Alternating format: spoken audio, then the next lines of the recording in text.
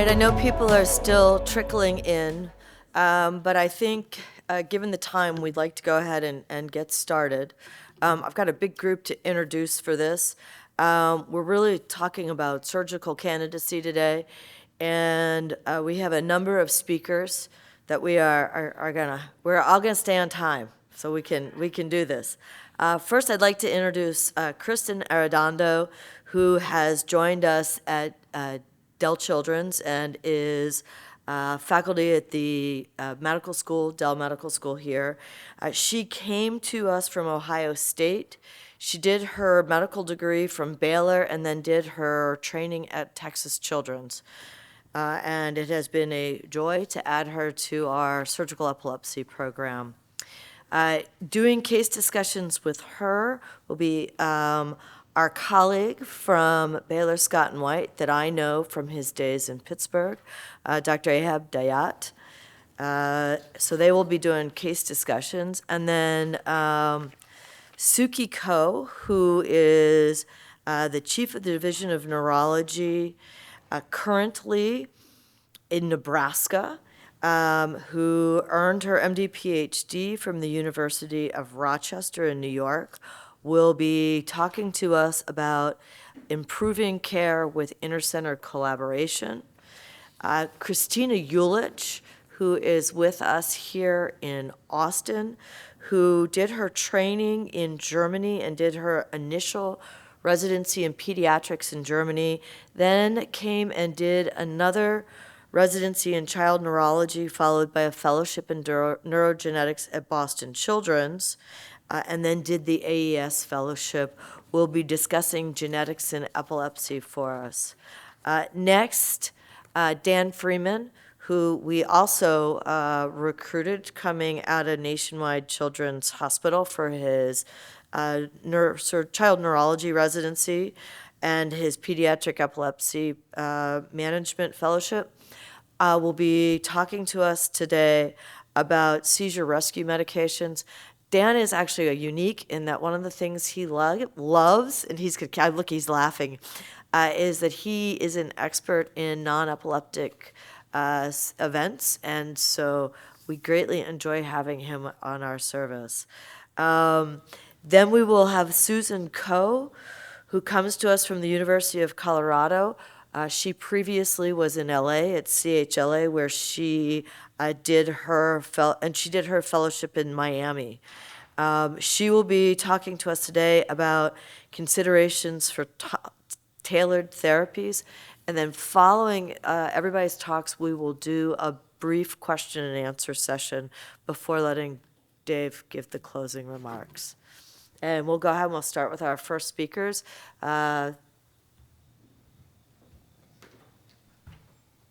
Okay. Thank you very much, Dr. Tyler Kabara, and thank you very much, Dave, for inviting me to do this speech with Kristen. I have nothing to disclose. I do general neurology and sleep medicine, so I'm not actually epilepsy trained. So I have, okay.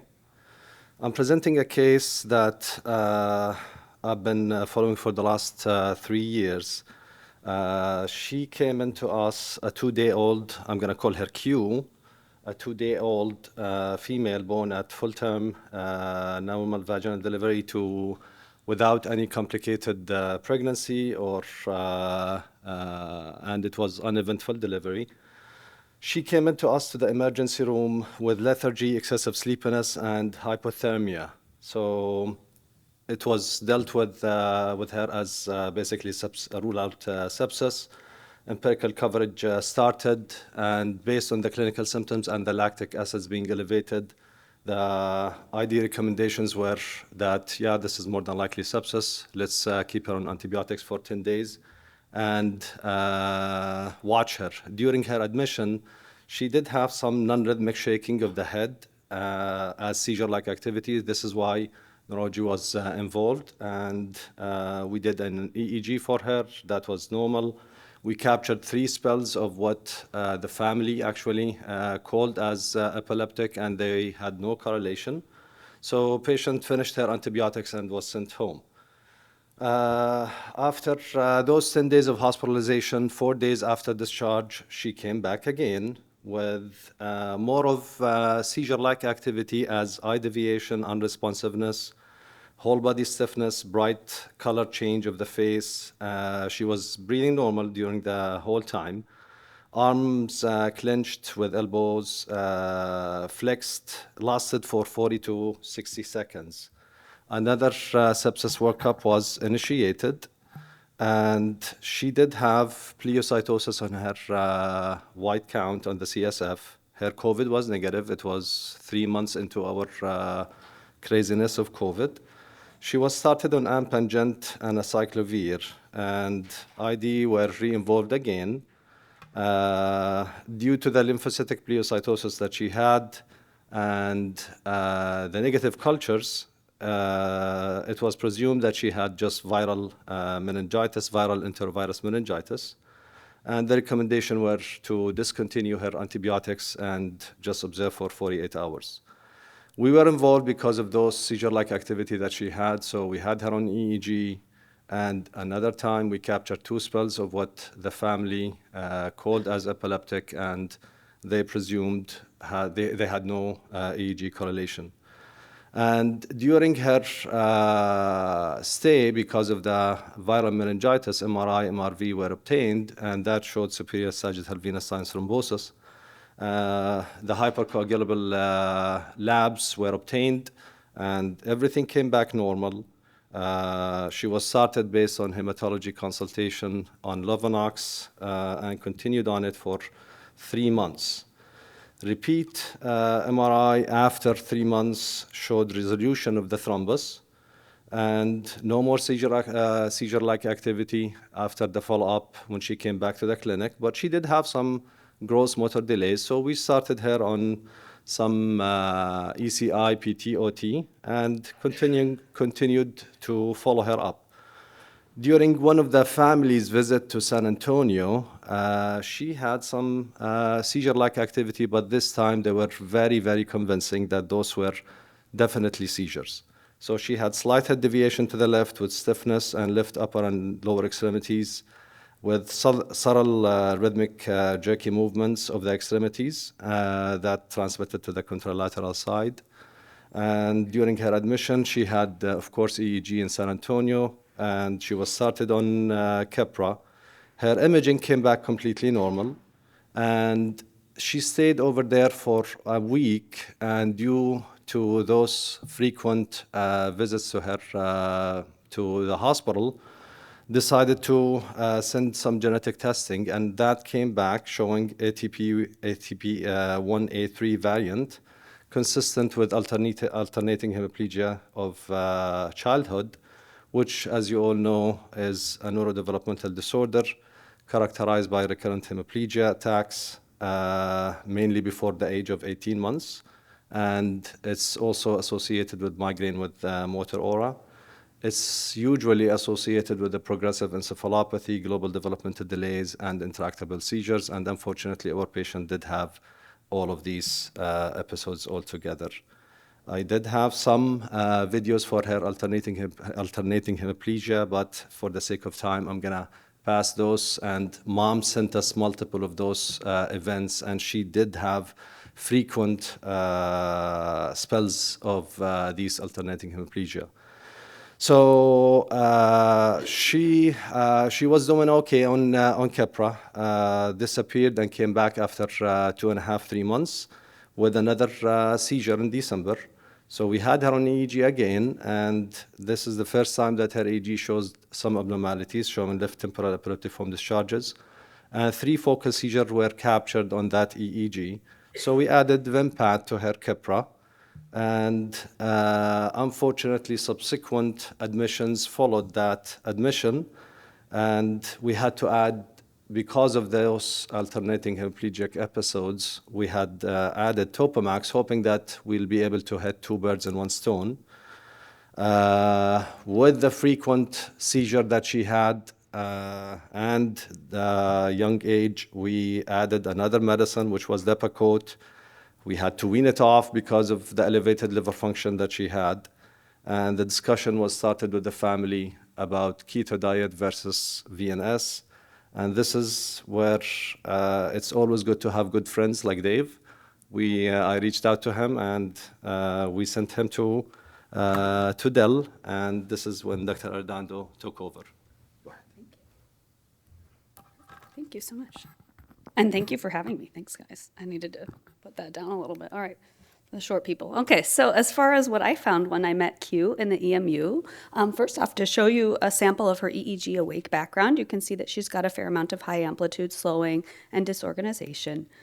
We did find interictally that she had multifocal abnormalities. You can see some left posterior RDA there, and then the middle one, some bifrontal predominant spikes, and then on the right, you can see some of the right temporal predominant spikes as well. I do have one video of her seizures, if you don't mind clicking that. Perfect. So she's pretty hypotonic at baseline, laying in bed, and during her seizure, you can see that she started with that left leg, as well as a facial expression change, kind of at a little bit of a grimace, and then quickly has some synchronous bilateral rapid movements, most prominent in the leg. She's kind of got some fisting of the right hand there as well. Seems to be having some purposeful reaching with the left arm. Not really visually attentive to her dad, who's there at the bedside. But pretty fast movements. Gaze had been variable. Maybe initially she'd sort of gone to the left in a non-versive way, and then now she's headed toward the right and then back to the left. No versive eye or head turn.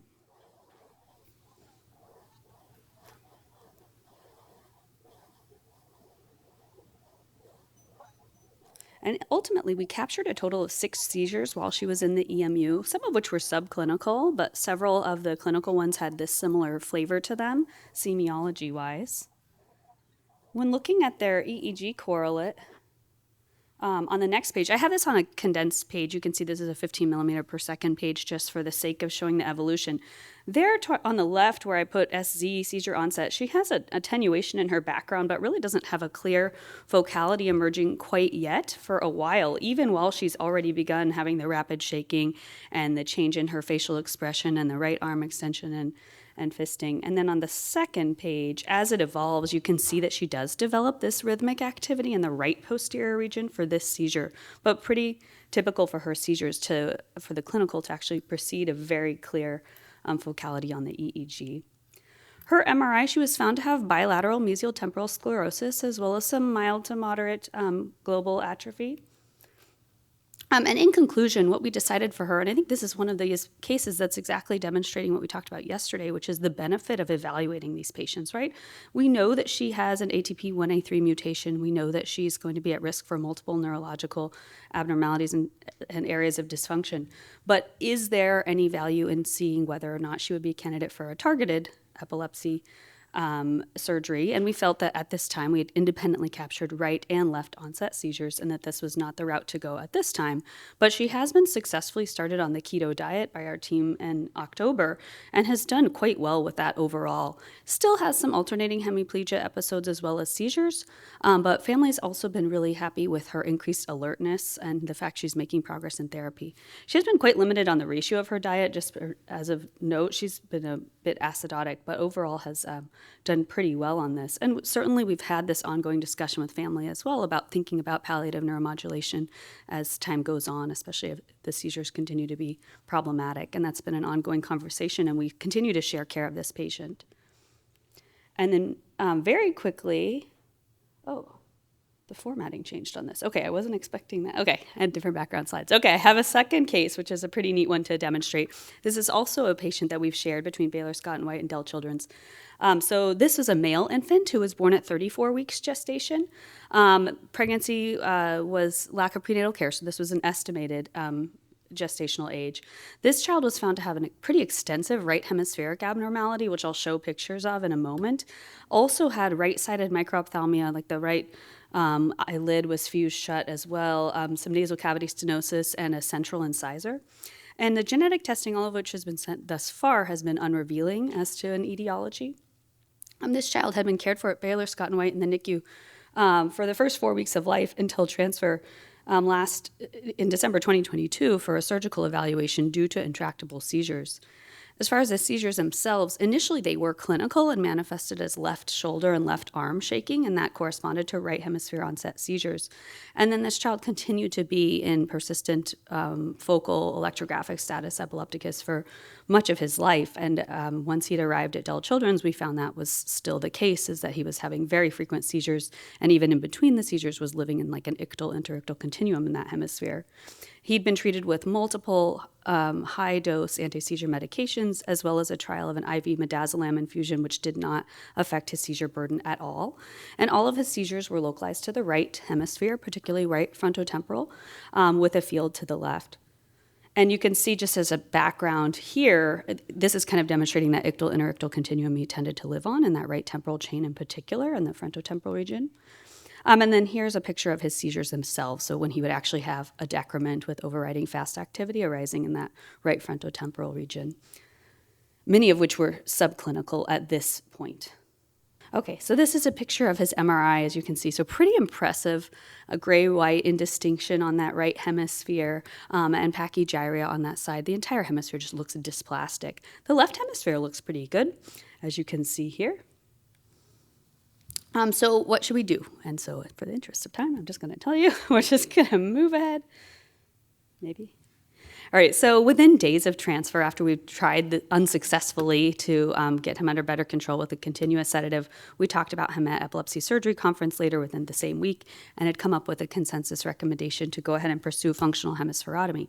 Dr. Tyler Kabara performed this when this child was just 7 weeks of age, so again, an estimated corrected age of about 41 weeks at this point, once he'd reached 4 kilos, and that had gone very well, was extremely successful for this child. His pathology is consistent with an FCD-1A, and happy to tell you we just saw him in his 1-year post-op visit, and he remains seizure-free.